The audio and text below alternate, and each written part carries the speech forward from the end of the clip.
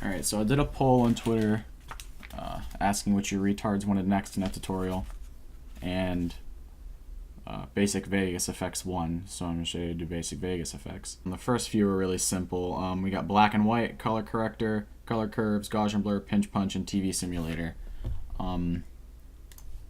Black and white is pretty, self-explanatory.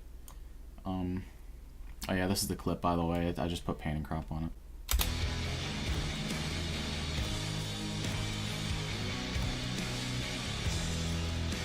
Okay, so, you put the black and white on there, and it's going to be turned all the way up, more than likely, unless you click one of these. What I do with this sometimes is, I'm not even going to put on this clip, but I would keyframe it on like a missed shot or something, I don't know. Like that, maybe. Put it up like that, I guess. But yeah, that's pretty self-explanatory. I don't really need to go into detail with that. You just gotta keyframe it. To keyframe it, you click this button, and then you just click this to add keyframes, or you can click this thingy right here, and then double click on the black and white track, which is the top one for me. It depends on where you put your clips. Alright, so it's black and white. Color corrector secondary. Alright, yeah, color corrector secondary is one that I usually use. I would usually put it, let me see if there's a spot here that would work at all.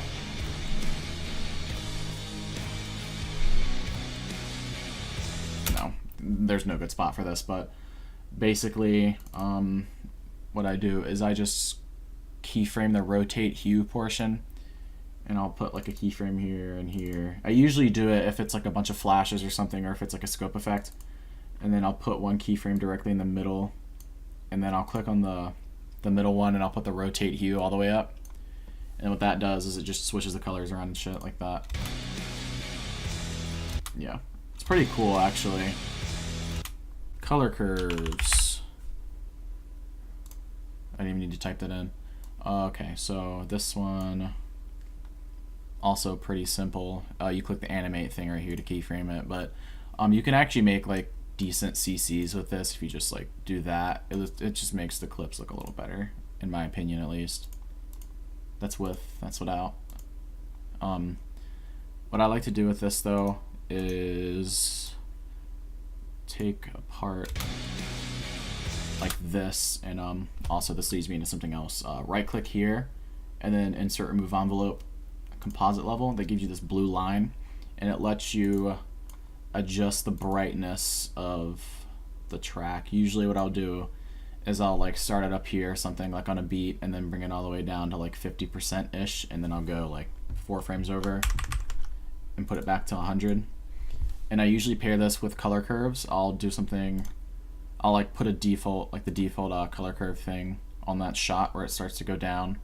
Then I'll put another one here, then I'll go to the end of that, and then I'll put another one, and then I will take this. No, that's wrong. Hold on. Fuck. I'll put the color curve here. I'll put the first keyframe right there, and then the second one right there, and then the third one there. I don't know why I just didn't move that, but and then I will like just brighten it a little bit like that. Hold on, I have a fucking preset. Nope, that's not right. That one. Yeah, it's just brightness basically. So that's what this looks like. Yeah, color curves is pretty simple. You can also adjust the red, green, and blue.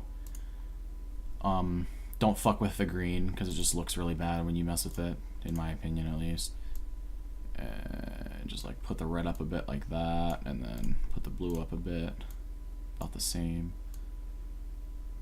I have a preset for that as well, actually. Do I? This, maybe? Yeah, that's my preset for this one. It just looks like this.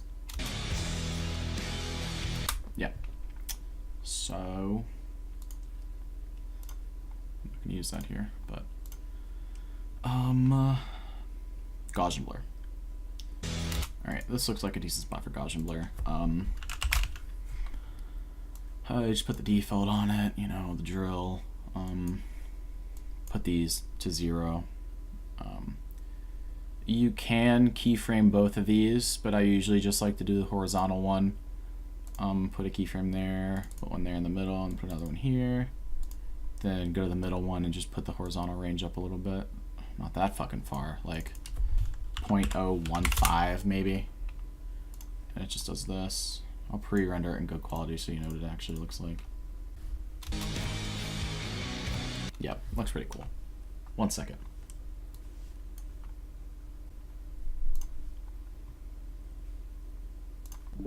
Yo, Dan. Yep. Fuck you. Same. Okay. Yeah, that's Gaussian blur. You can also just put the same thing on here, and it just looks a little different. It makes it puts a horizontal blur and a vertical blur, obviously. We also got. Hold on. Fuck.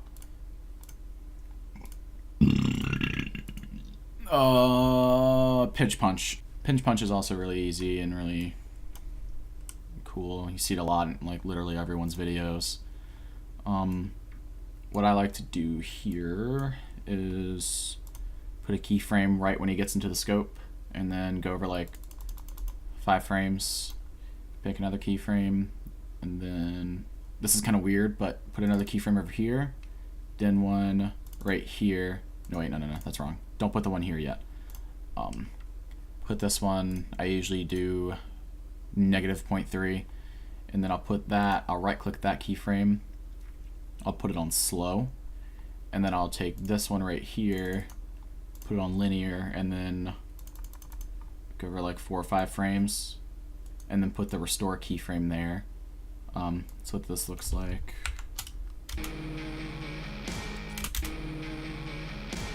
Yeah, okay.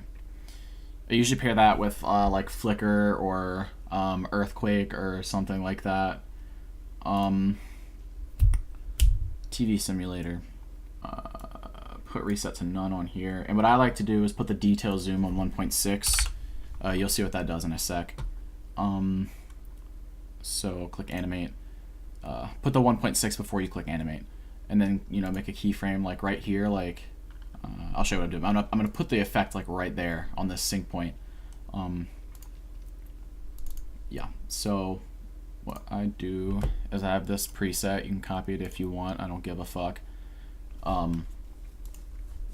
Put this up a little. Shit. Sometimes it won't let you type in like 1 number increments for some fucking reason, but it'll look a little something like this. I like to put the keyframe starting on where this velo curve kind of goes up. I don't know why, it just looks decent, I think. Yeah, that's what that looks like. What detail zoom does is it'll zoom in the details that the effect does. So like if we do that here, that just looks like shit, but just to kind of show you what it does, it'll zoom in those details of the effect. Yeah. So that's TV sim. You don't have to do this vertical sync thing. Son of a bitch, I messed it up. Vertical sync just moves the picture up a bit. Line sync does this. Hold on, let me take this off so you can see. That's what line sync does. You don't want to do it all the way over because it looks fucking stupid, but yeah, okay. Right, to do flashes, create just a regular old video track above everything. What I've been doing recently is just putting flashes on the snare drum. That's this sound. If there's a point where there's like a bunch of like drum beats and shit, then I'll put the like a ton of flashes on it. But usually I've just been doing flashes just on the snare drum. Partly because I'm lazy, but who gives a fuck? So what you want to do there for flashes is go down here to media generators, grab a solid color, grab the black one, then drag it up there. And what the fuck? Do that. Fade it like that, just so it kind of like that. Oh yeah, some of you probably don't know how to do that. Go up here to the corner, click it, drag it. I put the opacity down to about 35. Sometimes higher. I usually never go above 50 though. Yeah. What you can do there is click here, Control C, that'll copy it, and then you can put it anywhere else you want.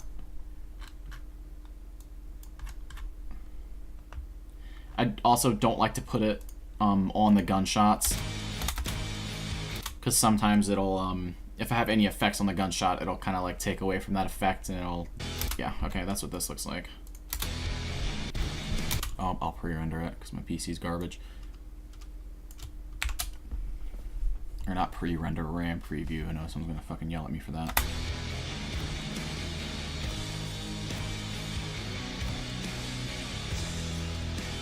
Yeah, that's what that looks like. What else do I got here? Pan and crop. But I already did pan and crop. Fuck. I'll just show you. Also super simple. So what I do is you can do the thing where you go into the event pan crop, which I don't like doing at all, because it fucks with other effects like earthquake. When you put, I'll show you what earthquake does. It's a bitch. Shit.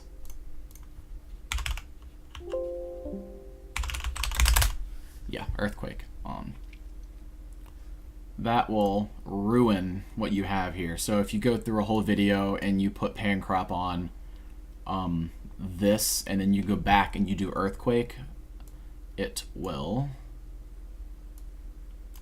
zoom in your clips. So then what I do there to fix that is just go into the event pan crop, zoom it out. That's how I want it. But I'm not even going to go into earthquake because that's third-party effects and I don't have a download link to it.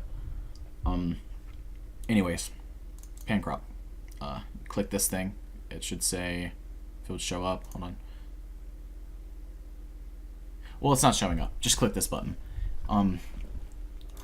Basically, you just drag this thing in and out. That adjusts how far zoomed in it is. You know, adjust that to how you want it. And also, okay, let me show you this before I do this. Project video properties. For how I edit, everything is on 30 FPS.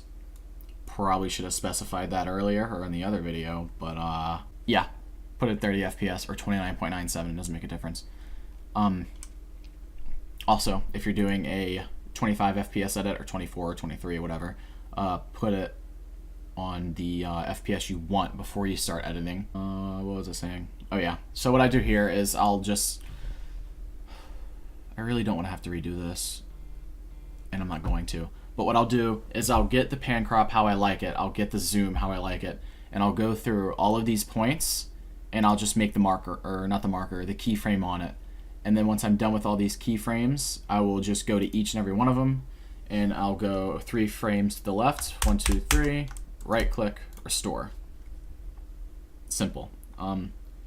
This is also something that's really cool if you just pay attention to the pan crop. You can't really see the pan crop.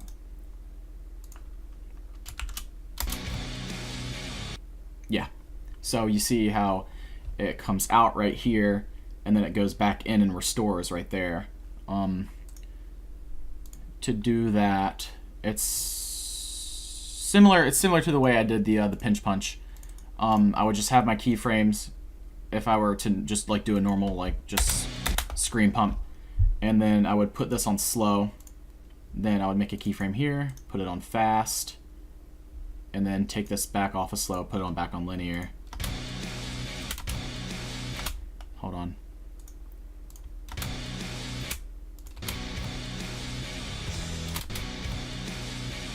Yeah, basically.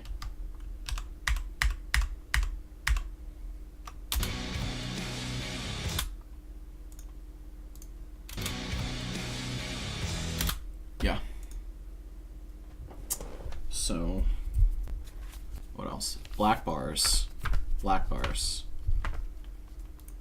So to do black bars, make a video track. Make sure this video track is on top of everything in your edit, because if you do an effect with black bars, and you have something like over top of the black bar layer, the black bar could cut like under the little piece of video. Like if say I had text right here, and it was like about right here for some reason, and then I did a black bar effect, it would come down, but it wouldn't cover the text. It would be over top. It would be under the text, so the text would be over top of the black bars, and it would look fucking stupid.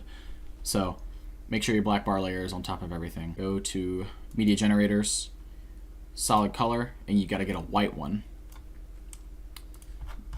Take this, span it across your entire song, and then go over here. All right. For me, the compositing mode is under this little menu right there. And you go to compositing mode, multiply mask. This is what it's going to look like in other Vegas versions. No, it's not. That's different.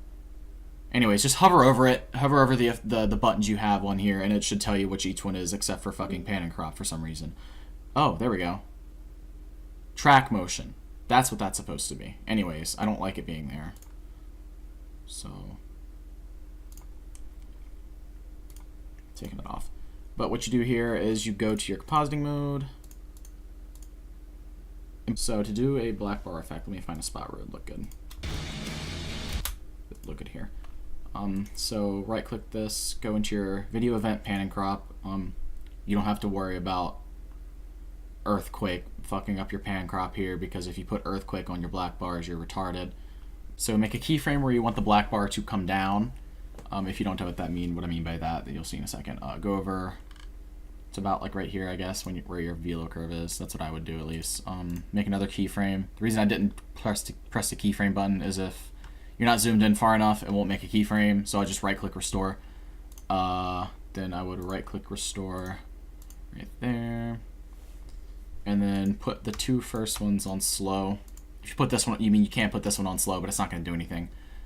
So I have all of these buttons checked. That's pretty important, because if you uncheck one of these, the way that this moves around is going to be different. So make sure size about center is checked, and make sure locked aspect ratio is checked. And yeah, these don't fucking matter. So what I do is I hold control and I hold shift, and I just move it up a little like that, and that brings your black bars down. Pretty simple. Also, make sure this is on slow, honestly, because it looks really bad if it's on linear. I'll show you. Hold on. This is what it looks like when it's the right way. No, that looks like shit. If it looks like shit, just move this final keyframe over a little more. See if this looks better.